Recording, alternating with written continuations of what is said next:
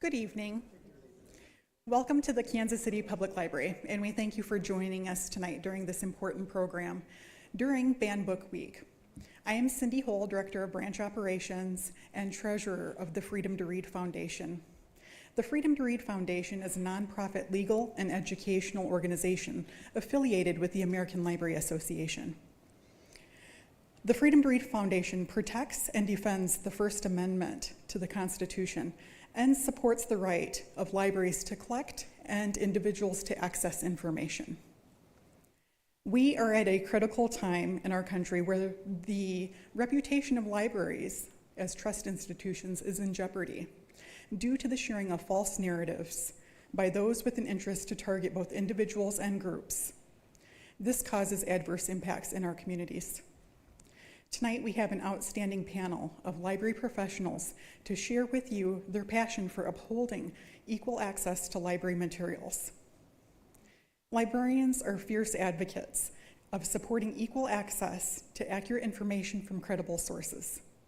We are proud to serve our communities using the tenets of librarianship, whereby upholding the principles of freedom of speech, challenging attempts at censorship, and ensuring privacy and confidentiality of library use. The freedom to read is essential to our democracy. I am Dakota of the Santee Sioux Nation, and this is a matter of great importance to us because there was a time in this country where our people were outlawed from reading, writing, or speaking in our own language. Our children were forcibly removed from our families to attend boarding school, with the goal of kill the Indian to save the man. The American public was fully indoctrinated at that time, thinking that that harmful system of social construct under the guise of an approved educational plan was appropriate and necessary. It wasn't until 1978 that we were able to practice our religion in peace, speak our language without the threat of violence against us. And then 10 years later, our Dakota hymnals were removed from us once again to create a more inclusive space where English-only speakers were welcome to participate, where they would feel comfortable communicating in the community. Luckily, the Creator had other plans for us because we're still here and the failed attempts at banning our way of life did not succeed. We are rebuilding our culture, reinforcing equal access, emphasizing truth and identity, and helping surrounding communities recognize the value of our knowledge systems. It is okay to think, feel, and act as equals, and no one should be made to feel as if they are inferior or that they do not belong in society. We encourage library leaders to stand up for the rights of all library users, including those of the LGBTQIA+ community, so that these attempts at erasure will end. We do not need to kill anyone's spirit to save the person, and that ideology has no place in an educated society. People need connection, education, and understanding to fully participate as informed members in an educated society. It should be everyone's right to trust that the library has materials available to meet their needs, and supporting literacy and the equality of humanity can be a sustainable goal, with libraries acting as safe havens for everyone to feel welcomed and know that they belong there. Strong communities have strong libraries, and every community deserves equal access to library services and to receive assistance by library staff to access information for educational and enrichment purposes. As defined by the Office of the Intellectual Freedom is the right of every individual to both seek and receive information from all points of view without restriction. It provides free access to all expressions of ideas through which any and all sides of a question, cause, or movement may be explored. Every reader is free to choose what is best for them to read. There has never been a better time to be a librarian, and we encourage our colleagues to report any incidents of discrimination, requests to remove materials, or attempts at censorship through restriction of access to the Freedom to Read Foundation hotline. Their contact information can be found out online. So we appreciate every one of you for joining us tonight. And this is a very important and timely discussion, and we thank you for being here. I'm going to introduce now Kaite Stover, the Director of Readers Advisory.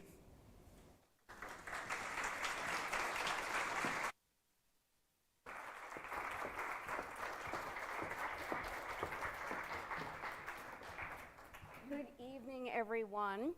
I'm Kaite Stover. I'm the Director of Reader Services for the Kansas City Public Library, and I am honored to share this space with these intelligent, talented people. And Cindy, thank you for a wonderful introduction and setting this event in a context.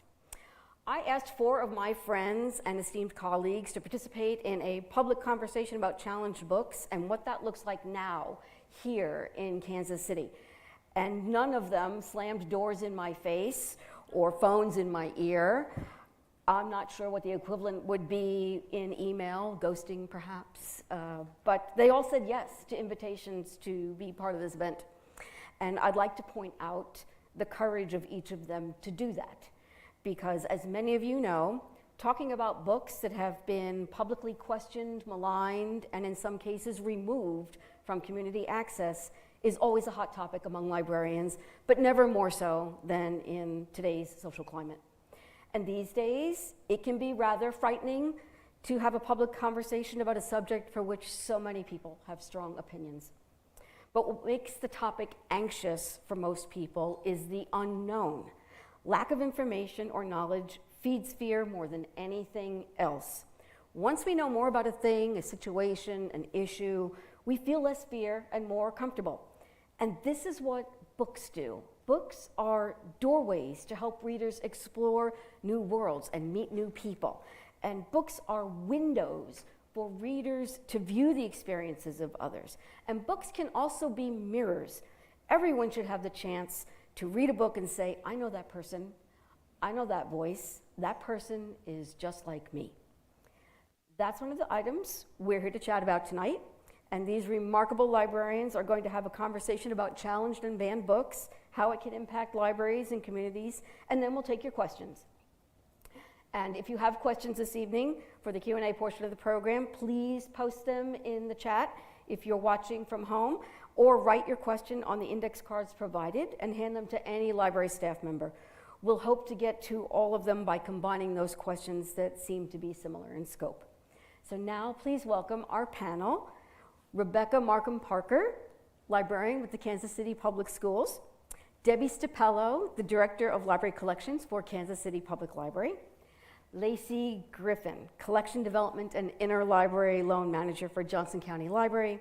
And Dan Brower, Director of the Cass County Public Libraries.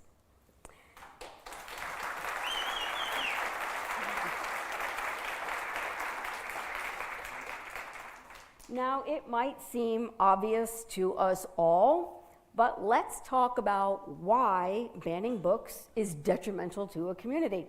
And Rebecca, I know you had some powerful thoughts on this, if you'd like to start us off. I do. Not every book is for every reader, but books can make such a huge difference in our lives. Sometimes we have questions about ourselves that we're not ready to discuss with other people, but we can read about it in a book and feel okay. And I worry about my students or other patrons missing out on that opportunity and maybe not feeling okay about themselves because they don't see themselves represented in the books they have access to. Thank you. Thank you. And we might also start off with explaining some terms. We keep hearing the same terms over and over, and there's some differences in some of the terms you're hearing. So I've asked Debbie Stapello to explain the differences between reconsidering, challenging, banning, and then we'll all jump in on what censorship is. So someone walks into a library and they find a book that they don't care for, or they're offended, and they ask, and they challenge it. And then our process is to reconsider it. So the person brings a challenge, we reconsider it. There are lots of ways that can be handled. It can be formal. It can be talking to a staff member at the desk and just having a discussion. If it does go to a formal reconsideration, there is a formal process where a committee meets and talks about, with a list of factors that are codified in a document for each library, and every library is a little bit different, but there's fundamental similarities. And then decisions are made. And there's a variety of decisions. Some, I think, in certain schools, we don't do this in the public library, but you can redact, you can cross out. You can restrict. You can say only certain people have access. You can remove. Remove is the final thing where we're saying, no, we don't want it, and that's ultimately banning a book. Oh, excuse me, one more, relocate. I knew there were 4 R's. Relocate is I'm putting it in a different place, whether someone, for age appropriateness, or I don't want to promote it, or things like that. So there's a whole formal process or an informal process. There's lots of ways to handle a challenge. Rebecca, I remember you telling me that school libraries can't do the relocate or relabel. Yeah, we don't really do that. If someone formally wants to challenge a book, we have a procedure that we take it through, and either the committee decides that the book stays or that it doesn't, and that it's removed. So what you just defined, how does that fold into censorship? Is that a form of censorship? And I know that Lacie felt strongly about this since she holds a place on the Kansas Intellectual Freedom Committee. So I'll let you take that one. Yeah, so actually all those are different forms of censorship. Censorship is interesting because we always just think of it as being book banning. And yes, that definitely meets the definition of censorship, which is suppressing, somebody's speech or communication or information at any given time. And so banning books is an easy way to see that. But by sequestering it, by putting labels on it, by drawing lines through obscene language, all those different forms are also censorship. It's one of the reasons why in Johnson County's collection development policy, we explicitly talk about how we don't put stickers on the books, we don't put warning labels on any of the materials, because all of those are kind of giving a preconceived notion and as kind of like our judgment on the content of the material. And one of the things that we want to do is make sure that we have everything represented in the collection and that we don't have any prejudgments already on there, so that patrons can check out different viewpoints, all the different information that they want, and make their own opinions without being persuaded before time. It's not 100% perfect. If you think about location of the library, we all have a children's section, well, except for Rebecca, because she's all children's section, but we all have a children's section, and even just by having a children's section, we're kind of already making a prejudgment that this material is for kids, which you have to weigh browsability and how your patrons are going to be able to access and find things versus that, right? So it does make it a lot easier for parents to be able to find what they're looking for their kids, or for kids to be able to know what part of the library is theirs. But it also keeps, like, maybe there's an adult who really is like an artist and loves picture books and then would feel strange going to the kids section without a child. So there are some give and takes, and there's a lot of gray in that, and it's really a big balance of trying to figure out what is going to infringe on a right and what is actually providing more access to your patrons. Anyone else want to talk about that? Well, I was thinking about censorship before yesterday when I was thinking about this panel. And I always, even though, of course, I know what censorship means, I go to a sound dictionary and look it up. And I looked in several dictionaries, and the word suppression over and over again. We shouldn't be afraid of ideas. Ideas help all of us grow and to become better people. I know they have with me. And suppressing anything really limits what people can access and possibly how they feel about themselves. So suppression really worries me. It feels a little different these days from previous trends regarding challenged books. I know that we talked about that in an earlier gathering. How do you feel it's different now in the current social climate than maybe during the time of civil rights, or even during the 80s, during the 90s? How does it feel different? Kind of feel like it's the same, actually. I'm going to go with that. So whenever there's unrest in society is kind of when challenges come up. And whether it has to do with civil rights, whether it has to do with gender equality, whether it has to do with LGBTQ, anytime that's ever really been focused on in the media or something that has really popped up in society's struggles, we usually end up with more challenges. And so it's not an unheard of climate right now, it's just really one we haven't had to face in a few decades. And so the leadership has all changed, everybody's retired and moved on, and so there's a whole group of professionals right now that just haven't been in this environment. But I mean, I think the early 90s, there were quite a few challenges even with Kansas City Public Library, and Annie on My Mind was a huge book that was all over the place being challenged. And that was, about 30 years ago. So I think it just goes with the pendulum.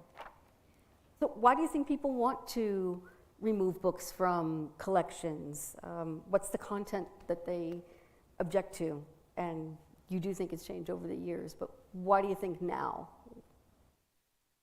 Fear of difference, fear of someone else's perspective, maybe intruding on your own belief system, rather than curiosity or openness. It's and as you said, in times of crisis, in times of upheaval, in times of unknown things, people withdraw, and that's a natural human reaction to things. And this, I think, is part of it. Which means books are a great way to combat that fear of the unknown. And I do think it's a lot different than, I think the last big round of censorship we had was probably in the 80s. And I do think there are some differences between then and now. First of all, I think government is more involved in censorship, and that wasn't the case in the 80s. Also now with social media, we can all create echo chambers where we only hear our own ideas, and we only have, we could surround ourselves with other people who only agree with us. And I think also through social media, word spreads much more quickly about things too. I'm glad you brought that up. That's a really good question, and we were talking about that too. So how does social media impact the issue of challenging books? And what are your thoughts on how the media portrays the instances of challenges in communities? And Dan, I'm going to throw that one to you. We haven't heard from you yet. Social media has made quite an impact. Like we've all said, news travels so fast, and we're in our own echo chambers. I admit it. I mean, we all are. But from the time that someone has an issue with a book that may be in the library, or even if it's not a book, any of our materials, they can go on a long soliloquy on Facebook or Twitter, and people that they are familiar with, their friends, they will see that, they'll piggyback on that, and it'll grow and it'll grow. And when we've had challenges in the past, sometimes we seem to be the last to know, because there's been this presence building online before we can even talk to the patron who has an issue. I think with that too, it's given a platform for groups to be able to organize and to come up with lists that maybe they make a book list of books that don't really agree with the belief system of that group, and then it's easier for them in social media to be able to release that content, make a nationwide push to get some of these titles out of our schools and out of our public libraries, and as a place to kind of organize and push for that. That brings me to the difference in challenges. How is it different challenging a book in a school library from a public library?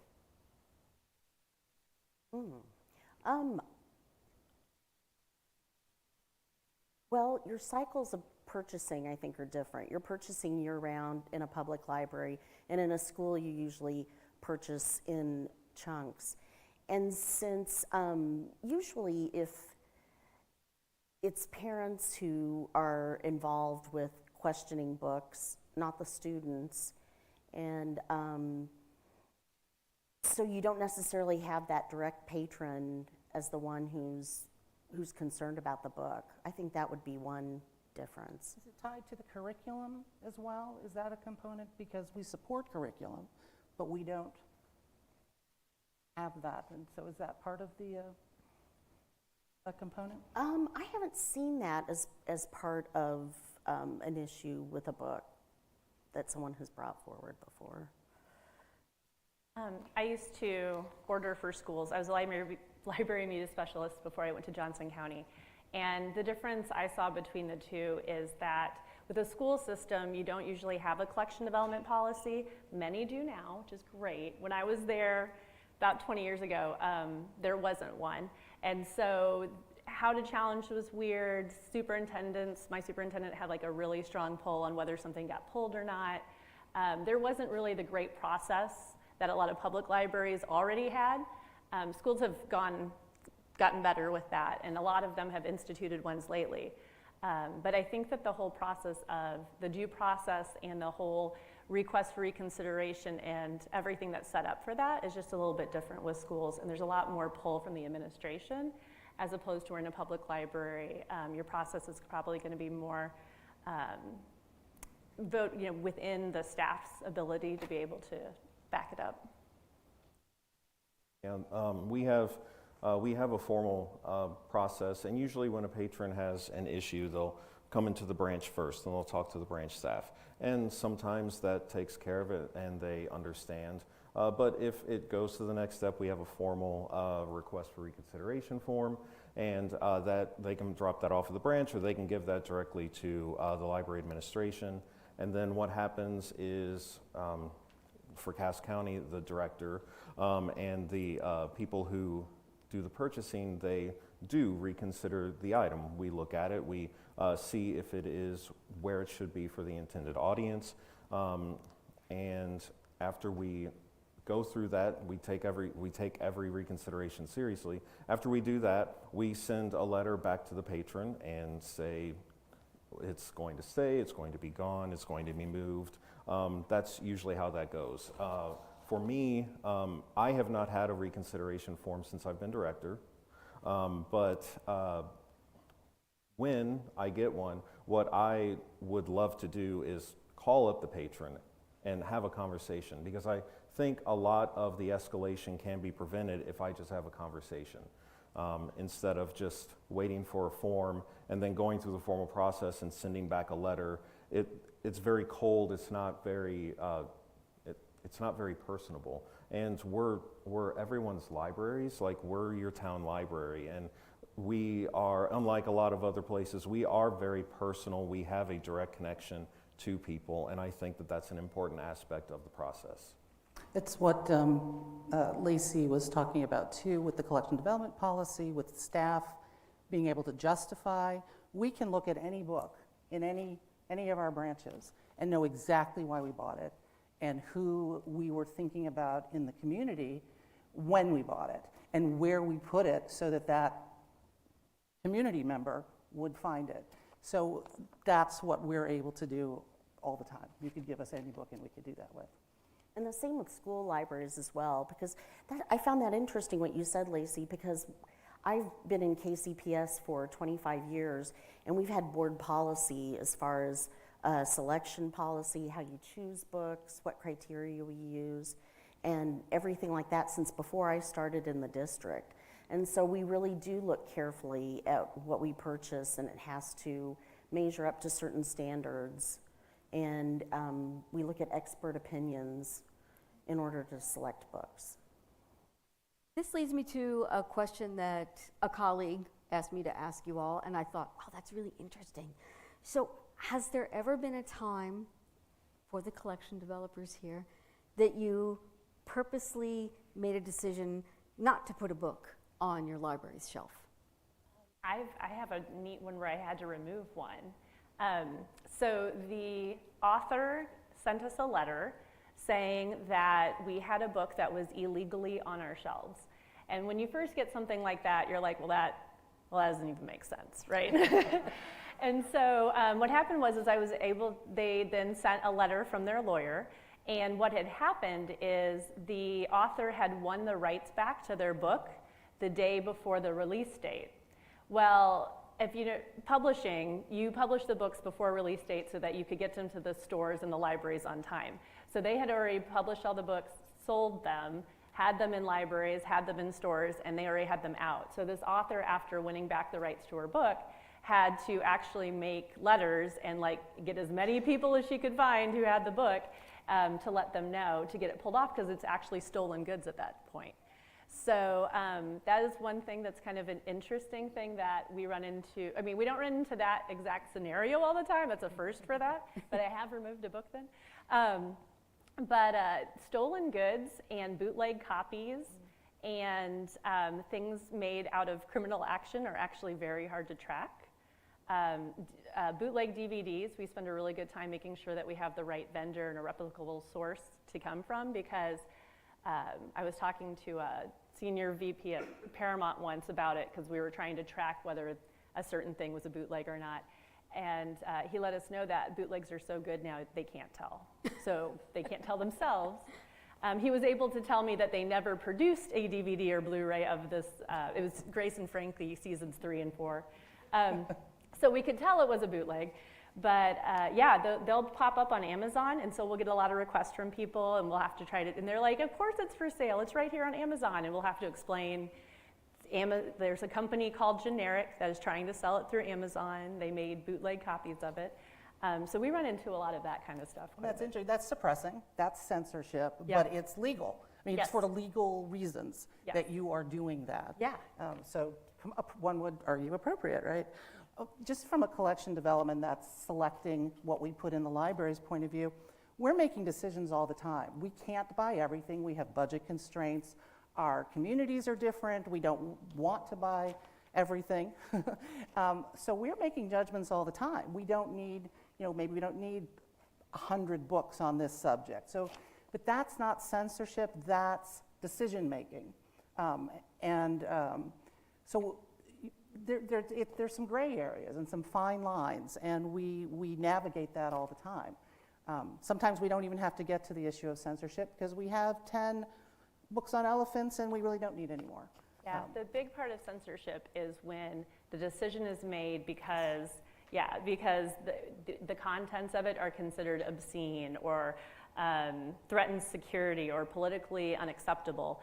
Those type of things. If you make the decision off of the contents or the topics of the book, then that's a different thing. That goes into censorship. If it's because of budgets, size of the library, I mean, the amount of content that's produced would not be able to be housed in any one library building. So there are certain things like that that we have to put parameters on, how many copies of something we can have. Sometimes, holds lists will go crazy. We were actually just talking about some of our titles that had the biggest holds list. And, while we would love to try to carry a ratio of how many copies we can have per how many people are asking, there has to be caps on that too, or we start spending enormous amounts of money on one title, which really hurts how many more titles or how big the breadth of the collection could be if we single it into one area. And that goes to maybe handling a challenge, right, at the desk. Why don't you have this on the shelf? Because we didn't purchase it for this reason, and then they can make a request, or let me show you this one because this will meet your needs on, report on elephants. So yeah, there's all kinds of reasons we don't purchase things that that don't have to do with censorship. But specifically the Dr. Seuss issue that came up a few years ago, where the publisher itself and the Seuss Foundation decided not to sell these anymore. Our department had a long conversation. We did not remove those. We did relocate them, and they aren't restricted, they're not redacted, but they are relocated, and so they're in our closed stack section at Central in the children's room, so people can find them in the catalog, but they're not going to browse them. And again, we had long conversations amongst ourselves and others, and because the Seuss Foundation and the publisher chose to do it, that's how we chose to handle that. It was a very hard decision. Also, people were taking them off the shelves, and we wanted to be able to keep some copies for future generations. People they who were going didn't out want of them and print. people who did want them. Absolutely, you don't know which is taking it off the shelf. When things go out of print, it's difficult for us to add items that are out of print that the public requests. And I was just in that situation with a colleague today. So one of the things we can do when it happens like that, because of budgets and size constraints or out of printness and availability, all of us have an interlibrary loan department at the public library wise. And you know, like our mission at Johnson County Public Library is to provide access, and access doesn't always mean ownership. So I don't have to own something to be able to provide access to somebody. So in those cases where it's a very expensive niche textbook and really this one science university should be the people who have it, I don't know if I necessarily need to have it because I can borrow it from them. Interlibrary loan is great. If you've never used it before, just shout out to my interlibrary loan. But we have access to thousands of libraries all over the world, hundreds of countries. Sometimes it's very hard to get things that are published in other countries due to international publishing laws, which is a whole other talk on itself. But one way that we can get around that is by being able to do an interlibrary loan partnership with a library in the UK or in Australia or in Canada. Because I will get a lot of requests for a Canada book, and they'll be like, but it's Canada. And you're like, that is still another country. And so we'll use that to be able to get the access, or we'll partner with people in the metro area. There's some places, you know, Mid-Continent Public Library has a great genealogy library. So maybe, like Johnson County doesn't need to have all of the resources. We have it in the city, and we can partner with different organizations for that too. So I know that the audience might want to ask this question, so I will do it for them. What's the experience members of the panel have with challenges at your libraries? And I know that we talked about this earlier. We haven't, Katie and I were talking about this in preparation of the, but we had to really dig. 2013, March of 2013, the Mammoth Tattoo book was our last formal reconsideration request. We get people asking about why we have this or why we don't have that. We have conversations periodically, but that is our last formal request for reconsideration. For nudity. Some of the pictures had nudity. We did not remove it. So we also have a formal process. We could fill out a form and then bring it back to one of our branches, or you could snail mail it. I actually have had some scanned copies lately come to my email, so that was interesting. But at Johnson County Library, we have about 4 to 6 a year, actually, and it has not actually been any higher. So in the last couple of years, we've really still stayed in that 4 to 6 range, which has been nice. We were anticipating more, but we haven't. In the state of Kansas, it's gone up quite dramatically. And so one of the reasons why KLA, Kansas Library Association, formed the Kansas Intellectual Freedom Committee was to actually give some support to a lot of libraries that were handling their very first challenges for the first time, or handling groups of challenges or things like that. I got on that because of that experience. I get to be one of the privileged ones that get to handle that every year. We used to have more than that. You used to have about 10 to 12 a year until 2012. And we were talking about this backstage. In 2012, 50 Shades of Grey and Hunger Games came out. And so then like sex and violence wasn't that big of a deal anymore. And it really just cut them in half. And and it's been about 4 to 6 every year since then. So. I haven't really dealt with one. But I'm a very active member of the Missouri Association for School Librarians, yay Mazel, and I present quite a bit on topics for Mazel, and a lot of what I've been presenting, because there have been challenges around the state, it's been really trying in some districts, but is having the policies in place, the selection policy, a good reconsideration policy, and everything like that, so that you're prepared before anything happens. So that's been really helpful, and there are many people with Mazel who've been working on those issues. And Dan, I know that you have had some issues. Mm-hmm. I wanted to ask you, how prepared did you feel for the challenges you faced? I think we were as prepared as we could be. We have received about one a year. In the past, since I think 2005, we've had 23 titles challenged. We were pretty, I guess we were pretty prepared. Both of our collection development librarians, they have degrees in library science, they have training and they have knowledge of the purchasing process, and I have the same, and we were able to go through the director at the time was able to go through the reconsideration formal process. And I think that, again, going back to what I said earlier, something that would have maybe made a bigger impact or maybe stopped the escalation was having a conversation with the patron originally, instead of just going through the very cold process, and during that process getting on social media and it blowing up and us being the last ones to know. It was that we were not expecting, but we rolled with it because we have to. And I get it. People are passionate. And it's great that they're passionate about libraries. It's great that they're passionate, and they want to be mindful of what they're reading, what their kids are reading, and then we get into the blurred line where, you know, I think that this should not be for my kids. I also don't think this should be for anyone's kids or anyone else to read.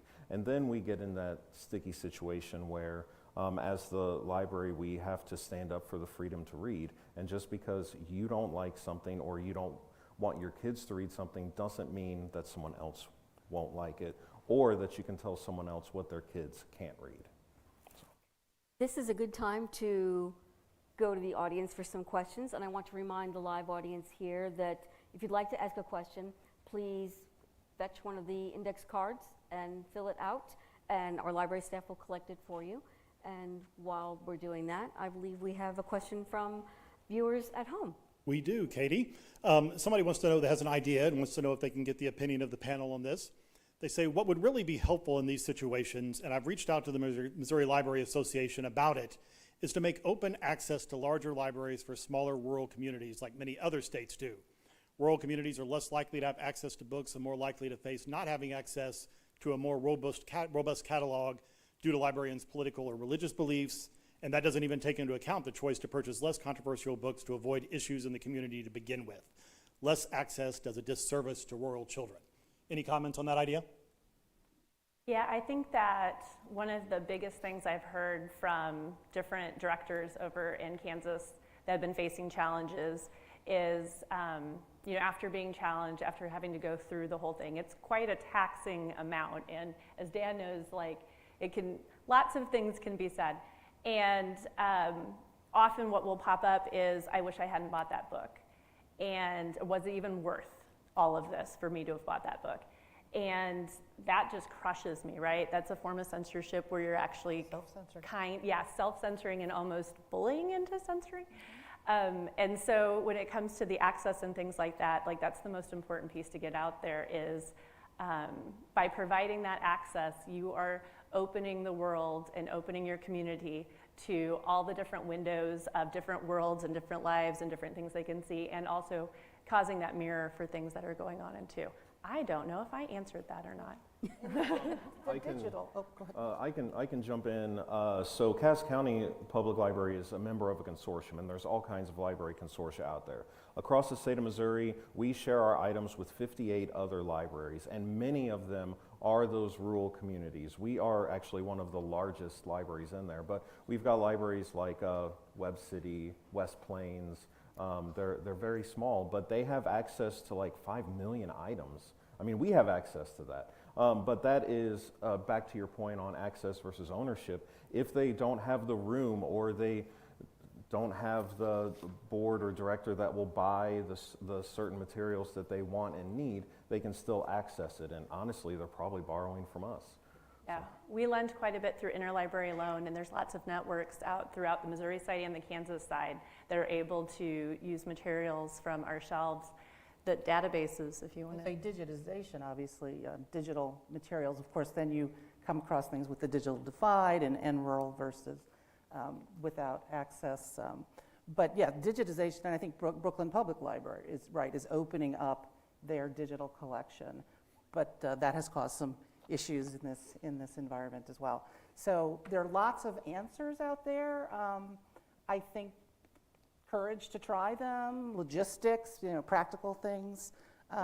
Pushing different databases and different digital companies to be able to open those boundaries would be great. Absolutely. There's actually some things where we've looked about metro-wide We tried to share some catalogs and get a joint thing, and there was actually laws against us being able to share digital content across the state line, which was like, oh, well, Kansas City is kind of hard to do that. So there's a lot of contract issues with that, and so honestly, I think pushing some of those vendors would be a really good thing with that too, to be able to open up access. Yeah, publishers and the vendors who provide the platforms. I'm part of the Missouri Secretary of State's Library Council that has representatives from all different types of libraries across the state. And we deal with a lot of the federal funding and making decisions about that.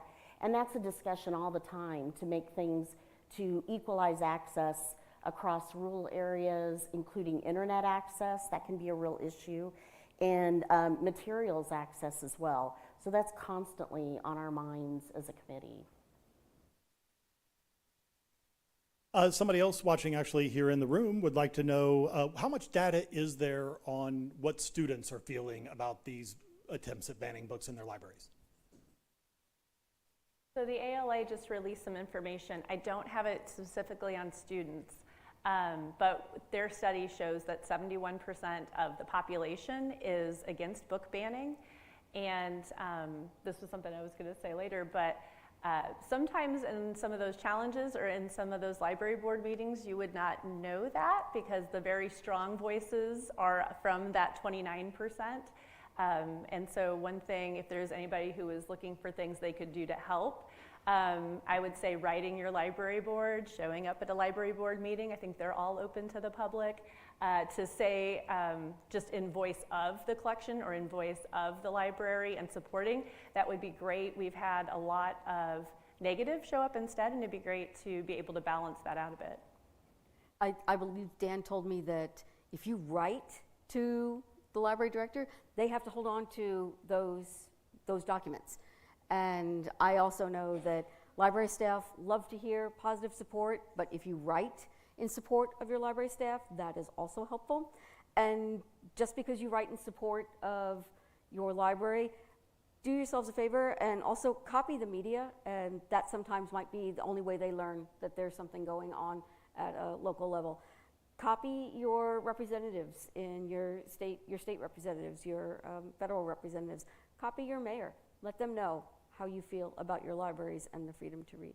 It looks like there's a few more questions. So specific to that question, I don't know the data, but if you're reading about this, you will see that students, young people have a lot to say about this in favor of libraries. So that's very heartening.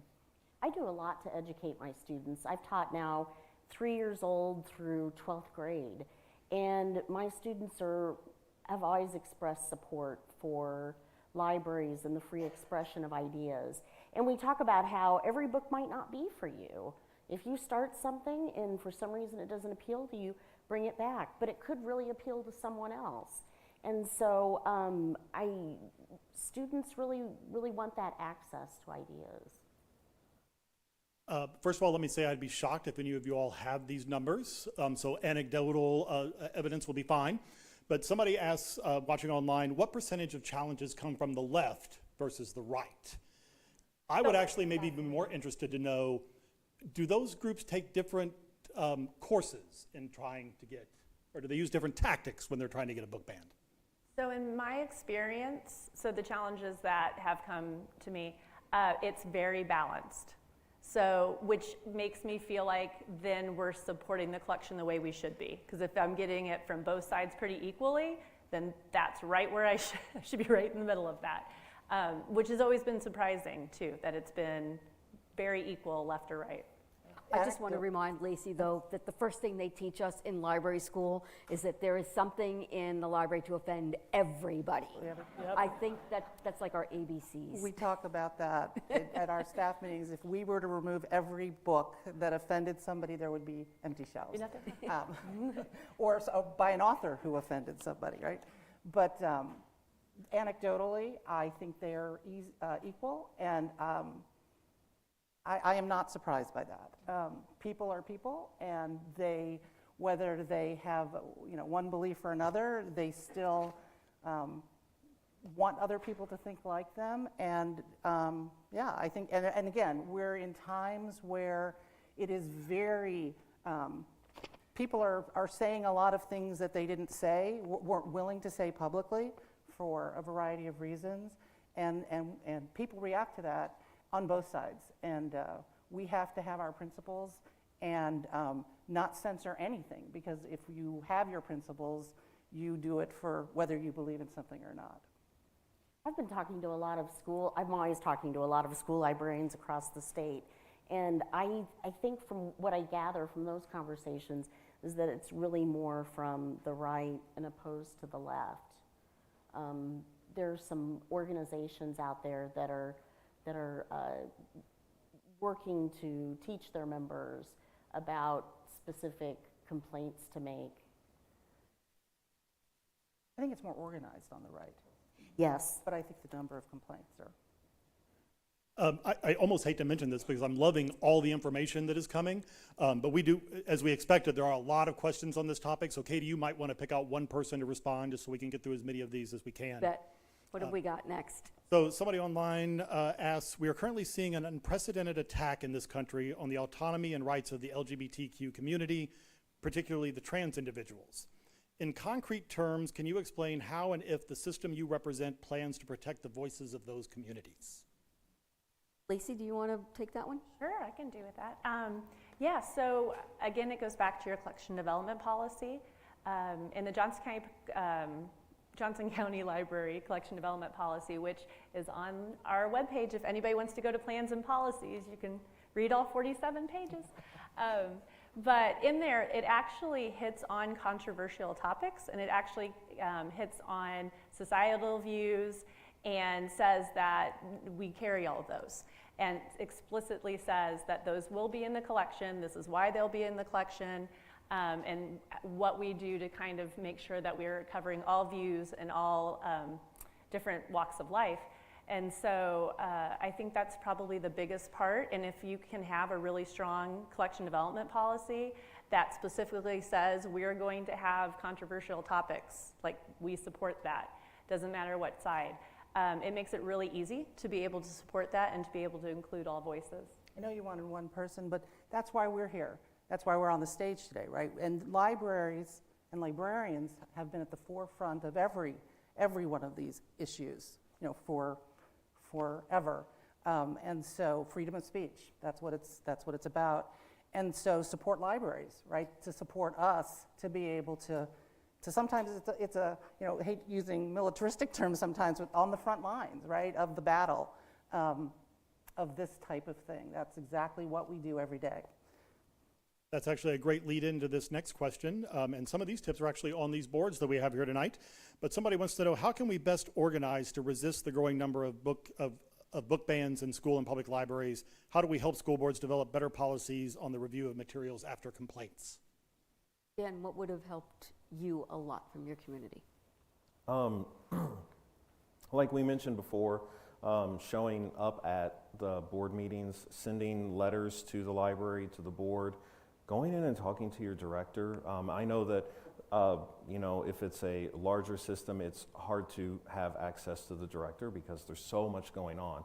But talk to the branch manager, talk to your staff, and say, hey, what can I do to help?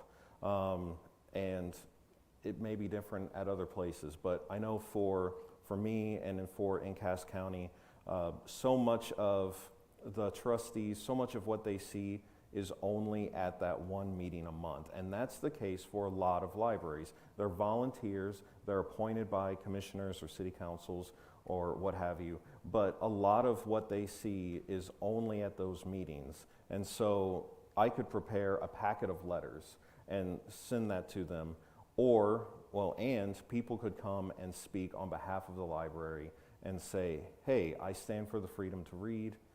We shouldn't go down a path that leads us to censorship. And as the Director of Reader Services for the Kansas City Public Library, I can't stress enough, request to read these things that are challenged, that someone wants to remove access for you. Use interlibrary loan, place them on hold, read them, and look for those problematic areas, and if you don't see any, then show up at your library boards, your school boards, and talk about why this book should remain accessible to all. Somebody else here says that the reconsideration conversations sound fascinating, and they want to know, is that challenge process open? Can the patron participate in those conversations? Do the challenges take place, do those conversations take place in any way publicly? Not in our process. I mean, there's a committee, there's a form, there's a committee, and there's a review, and then a result. So, no, I guess. When the form comes in to me, there's usually, it's a letter response that goes back, but I always leave that with my phone number. I always leave that with my email. I get about 50% of them who will give me a call to talk to me about it. And so the process itself is open-ended at that point once they get the letter, and there's definitely I give all the information I can if they would like to have a talk about it. Yeah, so yes, at the beginning, yes, but once it steps into that formal, then no. But yes, there is always a conversation. We always return calls and have those conversations first, yeah. Katie, jump in if you have somebody else in mind. I would direct this to Deb because I know you and I think, have similar opinions on this. But somebody says, talk about privacy as patrons. No one needs to know what you are reading. Correct. I'm going to ask Rebecca, how do you handle that at a school library? Very carefully. No, I'm kidding. First of all, right now I'm teaching high school, and so they do have that privacy. And in fact, during my library orientations, I tell them, what you choose is your business and your business only. I'm not allowed to share that with the principal or other people. In elementary school, what I did was encouraged the parents to have conversations with their students about it so that the information was coming from the student. Because you do want to leave that door open for them to access and read about those burning questions that they have. And so there may be things that they want to read for more information that they're maybe not ready to discuss with their parents yet. So I leave that to a conversation between the student and the parent and their child. Oh, more questions. Oh, we've got a bunch of them tonight, Katie. Somebody wants to know, what is your estimate of time spent responding to censorship for you or other libraries as current political issue that takes away from collections, management, other library services? So I guess to rephrase that is, how much of the time are you spending on book banning that would be better spent on other library services? I wonder if a staff member is trying to help me out with that one. Get all these things done. No, so considering I have about 4 to 6 a year, that means I'm doing a challenge at least every other month for the most part. And I read or watch or listen to whatever it was that was being challenged. Try to do it in whatever format they're challenging it in as well. So it varies. I mean, most of the time it is children's books or DVDs or things like that. So those aren't as timely. There's every now and then you'll get the big old 400-page book and you're like, all right. But we try to answer everything in 20 days. So whatever it is, when I get that piece of paper, I am at least trying to scrunch that into the next 2 weeks so I can get the response in a timely manner. I haven't been spending a lot of time on that, but I have colleagues, school librarian colleagues, who have been spending an inordinate amount of time on those issues to the point where it's really prohibitive to get other things done. And it's really hard for them to serve their students then. Somebody wants to know, and this I'm sure is a common problem, what's to stop people that want to stop others from reading a book from simply checking out that book and never returning it? Dan? Nothing. I mean, if they check it out and they don't return it, we'll send them a bill, and we'll probably buy a new copy. That's the ultimate end. So yeah, we'll buy a new copy. They check that one out. They never return it. We buy a new copy. It's popular, so. When that happened to me at Emporia Public Library, and it always happened with the Anarchist Cookbook, that was my default response. Well, it walked off again. Okay, time to buy another copy. Yep. Oh wow, I have a little bit of a budget surplus. Let's buy 2 copies, and it would take longer for both copies to disappear. So if you're thinking of doing that, what you should know is that that just tells us that this book is popular and we're going to keep replacing it. And we know what those books are, and we budget for them, and we probably, sometimes we have something we call the vault, like the Disney vault, that we actually keep those books so that when they disappear, we can immediately, we don't have to buy them, we already have. And sometimes they disappear for really good reasons. Sometimes it's a book that somebody doesn't feel comfortable enough to go check out or to be seen with. And so sometimes it disappears for a good reason. And yes, I will gladly lose a book that way and repurchase it. And if this disturbs you, you can always donate to the library and maybe designate your donation to replacing books that grow legs. 2 questions here. 1, where did you reshelf Dr. Seuss? And 2, what percentage of challenges result in a pulling of books? So our central library, the children's department, because so much of the space is used for programming and things like that, there already is what we call a closed stacks. You have access to it, you just need to request it. And the librarians cycle books in and out of that. And we simply just put our multiple copies in the closed stack. We actually have some in the vault because in case they walk. Somebody wants to know, what are panel members' observations regarding young readers' response to parents or other older adults who are trying to keep them from reading certain books? My experience at Emporia Public is that if the child was able to come into the library on their own, they would check it out on their own, or they would read it right there.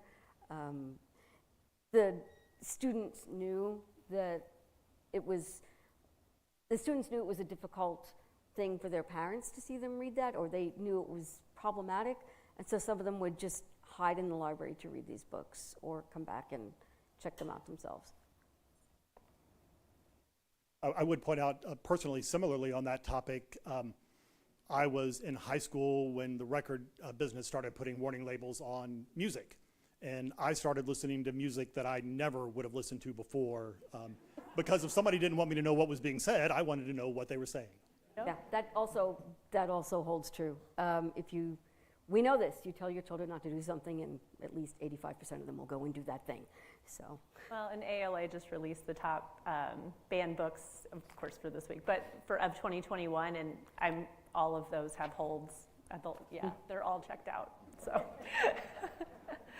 Generally, when adults object to certain books, have they read those books? So actually, in my experience and with the challenges I've got, no. And one of the questions on our reconsideration form is, did you finish the material? Did you read the whole thing? And a good 75% of them will just flat out say, no, they did not. All right, I've got to ask this. I'm guessing, Katie, I know what the answer is going to be. What's going on at Mid-Continent? Well, that depends on how you define what. So, sadly, the collection development director that I invited first to be on the panel is out of town, and Mid-Continent didn't have someone they could send for the panel. Otherwise, you would have 5 libraries hearing about this. I do not work for Mid-Continent, so I'm not quite certain what that is. That was the answer I expected. How have you handled the situation when a patron doesn't want anyone to be able to read the material? In what year did library protests become politicized? So I guess to kind of reword that question, it sounds to me like they're asking, there's not really anything overtly objectionable, but they're just real upfront and saying, I don't want anybody to read this. I would say that, okay, you don't have to read it. I mean, I think what we try to do is say that that is great, that is a personal choice, especially when it comes to parents and things like that. One thing I'll say is that I support everybody's parenting choices, every style, every decision that you make. I support all of your parenting choices. I just support everybody else's parenting choices too. So I would totally support that patron's right to not read that book. I just also support everybody else's right to read the book too. We also tell parents how much we appreciate the interest they're taking in what their children are reading, because we know who some of the parents who don't take an interest in what their children are reading. And it's always gratifying to us as librarians to know how involved parents are in their child's education and their child's leisure reading. And people have different experiences, so what might not be your life experience, and you don't want your child or yourself to be confronted with that, does not mean it's not somebody else's life experience. And so we're very lucky at the Kansas City Public Library in Missouri because we have such a diverse patron base, and we buy so many different things because we're meeting the community where they are, which is like everywhere. So one of the reasons I came to Kansas City actually to do this was because I knew I would be able to do that. It's very fulfilling, actually. Somebody asked, do any of you all know about the banning of the book 1984? If so, what's the controversy? I know, to my recollection, the book was banned in the Soviet Union, and the reasons for that would seem obvious. Was there a widespread banning of 1984 in the United States? It's always on the list, I believe. yeah. And unfortunately, I This don't is me know. thinking. I can't remember. My I mean, shirt. these are perennial, right? Some show up every year and have for decades, and you just, yeah, I don't remember the origin story for that one. No, I know that we received a challenge for it probably 6 years ago, and the reason that they put was it glorified government control. Most of that actually has to do with society and how society is structured in the book and what the government does to the people. So, which is like The Giver. The Giver is usually on every list too for the same type of society constraints and stuff. All right, this is a good one. With the number of local newspapers and investigative journalists functioning on a low level plummeting nationwide, what methods of bringing in media are available to people hoping to draw attention to improper book challenges? Can you read that one more time? I think to reword that a little bit, the number of functioning newspapers is dropping quickly, local newspapers even more quickly. TV has become so politicized in general. So what is the best avenue to try to draw some media attention to this topic? Social media. I know we talked about it earlier about groups organizing, and that's actually how we're getting national lists of what to ban. We can also flip the script on that. There are so many different TikToks and Instagrams and things like that that we could actually go out there and give a different message for. That would be pretty good. But that's a really important point because local media is what holds local governments to account. And if that is going away, then that accountability is not being, they're not being held to account. And again, it's also part of the First Amendment, freedom of speech, freedom of the press, all of that is related. That may be the point at which you show up at the board meeting. Last question, this is probably a good one to end on. Missouri Senate Bill 775.